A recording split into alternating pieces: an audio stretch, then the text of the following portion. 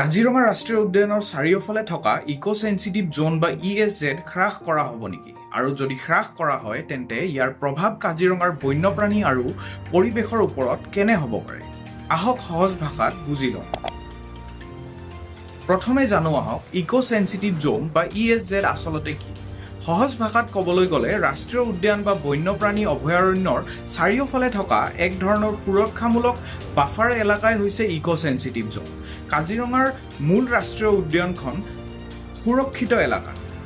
ইয়াৰ চাৰিওফালে থকা ESZত কিছুমান কামৰ ওপৰত নিষেধাজ্ঞা বা নিয়ন্ত্ৰণ থাকে, যাতে উদ্যানখনৰ পৰিৱেশ আৰু বন্যপ্ৰাণীৰ ওপৰত বাহিৰৰ পৰা অত্যাধিক চাপ নপৰে। কিন্তু এটা কথা মনত ৰখা প্ৰয়োজন, ESZ মানে সকলো ধৰণৰ নিৰ্মাণ বা উন্নয়ন সম্পূৰ্ণৰূপে বন্ধ নহয়। এতিয়া মূল বিষয়টো হৈছে কাজিৰঙাৰ চাৰিওফালে থকা ইকো চেনচিটিভ জোন হ্ৰাস কৰাৰ প্ৰস্তাৱ। ইয়াৰ অৰ্থ কি? ESZ হ্ৰাস পালে বৰ্তমান এই অতিৰিক্ত পৰিৱেশগত নিয়মৰ অধীনত থকা কিছুমান এলেকা ESZৰ বাহিৰলৈ যাব পাৰে। চৰকাৰৰ যুক্তি হৈছে কাজিৰঙাৰ চাৰিওফালে বহু গাঁও, জনবসতি, পথ, ব্যৱসায়িক প্ৰতিষ্ঠান আৰু অন্যান্য উন্নয়নমূলক কাৰ্যকলাপ আছে। ৰাষ্ট্ৰীয় উদ্যানৰ কাষত থকাৰ বাবে এই এলেকাসমূহত বিভিন্ন উন্নয়নমূলক কামত অতিৰিক্ত নিয়ম আৰু অনুমোদনৰ প্ৰয়োজন হয়।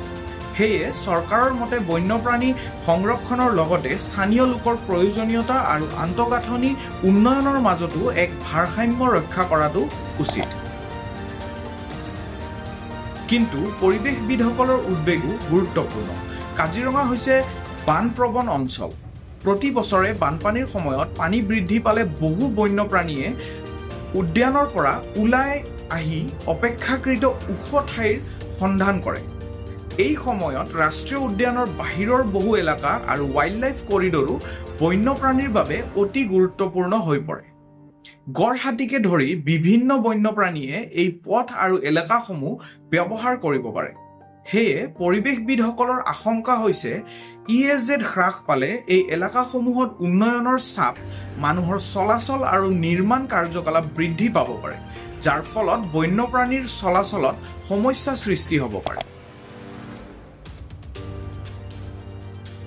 কিন্তু ইয়াত এটা গুৰুত্বপূৰ্ণ কথা বুজি ল'ব লাগিব। ESZ হ্ৰাস কৰাৰ অৰ্থ কাজিৰঙা ৰাষ্ট্ৰীয় উদ্যানৰ সুৰক্ষা উঠাই লোৱা নহয়। কাজিৰঙা ৰাষ্ট্ৰীয় উদ্যান আগৰ দৰেই বন্যপ্ৰাণী আৰু পৰিৱেশ সংৰক্ষণৰ বিভিন্ন আইনৰ অধীনত সুৰক্ষিত হৈ থাকিব। বিতৰ্কটো মূলতঃ ৰাষ্ট্ৰীয় উদ্যানখনৰ চাৰিওফালে থকা অতিৰিক্ত নিয়ন্ত্ৰণৰ পৰিসৰ কিমান হ'ব সেই বিষয়ক লৈ। গতিকে এই বিষয়টো কেৱল উন্নয়ন বনাম বন্যপ্ৰাণীৰ যুঁজ বুলি চোৱাটো ঠিক নহয়। মূল প্ৰশ্নটো হৈছে অসমৰ জনসাধাৰণৰ প্ৰয়োজনীয়তা আৰু আন্তঃগাঁথনিৰ উন্নয়নৰ লগতে কাজিৰঙাৰ বন্যপ্ৰাণীক প্ৰয়োজনীয় সুৰক্ষিত পৰিসৰ আমি কেনেকৈ নিশ্চিত কৰিম? কাৰণ কাজিৰঙাৰ বাবে সংৰক্ষণৰ কাহিনী কেৱল ৰাষ্ট্ৰীয় উদ্যানখনৰ সীমাতে শেষ নহয়।